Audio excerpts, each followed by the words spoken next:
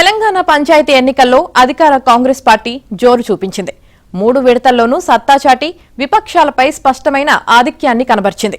తెలంగాణ వ్యాప్తంగా మొత్తం 12,719 గ్రామ పంచాయతీలకు 3 దశల్లో జరిగిన ఎన్నికల్లో 7,093 స్థానాల్లో గెలిచి ఛాంపియన్గా నిలిచింది. 3,488 సీట్లతో బీఆర్ఎస్ ఉనికి చాటుకోగా బీజేపీ 699 స్థానాలతో సరిపెట్టుకుంది. స్వతంత్రులు 1,264 స్థానాల్లో విజయం సాధించారు.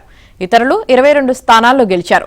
తొలి 2 విడతల ఎన్నికల్లో లాగానే 3వ దశ ఎన్నికల్లోనూ సగానికి పైగా స్థానాల్లో గెలుపుతో హస్తం పార్టీ తన విజయ పరంపరను కొనసాగించింది.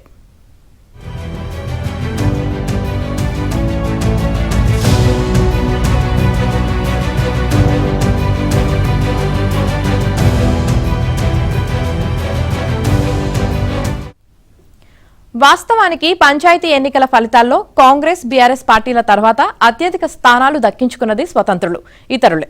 స్వతంత్రులే సుమారుగా 10% సీట్లను గెలుచుకున్నారు. వారిలోనూ 80% మంది కాంగ్రెస్ కు చెందినవారే. గ్రామ పంచాయతీ ఎన్నికల్లో కాంగ్రెస్ పార్టీ అభ్యర్థుల నిర్ణయంలో మంత్రులు, కాంగ్రెస్ పార్టీ ఎమ్మెల్యేలు ప్రముఖ పాత్ర పోషించిన సంగతి తెలిసిందే. అయితే అనేక గ్రామాల్లో వారు స్థానిక కార్యకర్తల అభిష్టానానికి భిన్నంగా అభ్యర్థులను ఎంపిక చేశారు. దాంతో ఆయా గ్రామాల్లో కాంగ్రెస్ పార్టీ నేతలే రెబల్స్ గా బరిలోకి దిగి సొంత పార్టీ అభ్యర్థులపైనే గెలిచారు. ప్రమాణ స్వీకారం నాటికి వారంతా కాంగ్రెస్ పార్టీలో చేరనున్నారని పార్టీ వర్గాలు తెలిపాయి.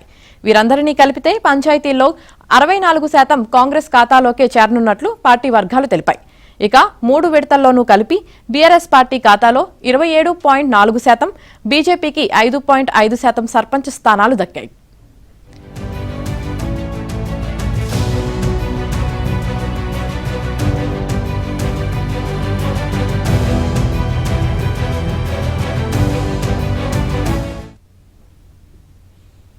పంచాయతీ ఎన్నికలను సీఎం రేవంత్ రెడ్డి ప్రతిష్టాత్మకంగా తీసుకోవడంతో మంత్రులు, ఎమ్మెల్యేలు, ఇతర ప్రజాప్రతినిధులు ఈ ఎన్నికలపై పూర్తి స్థాయిలో దృష్టి పెట్టి పనిచేశారు.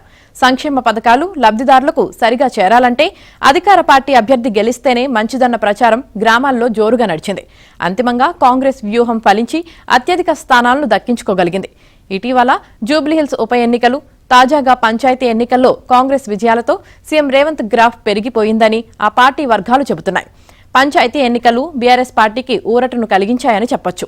లోక్సభ ఎన్నికల్లో 0 సీట్లు వచ్చి ఉప ఎన్నికల్లో సిట్టింగ్ సీట్లు కోల్పోయిన నేపథ్యంలో పంచాయతీ ఎన్నికల్లో 27.4% సీట్లను గెలుచుకోవడం క్షేత్రస్థాయిలో తన ఉనికిని చాటుకున్నట్లయిందని, బీఆర్ఎస్ పార్టీ ఇంకా గ్రామాల్లో పుంజుకోలేదని పంచాయతీ ఎన్నికల ఫలితాలు నిరూపిస్తున్నాయని అన్నారు.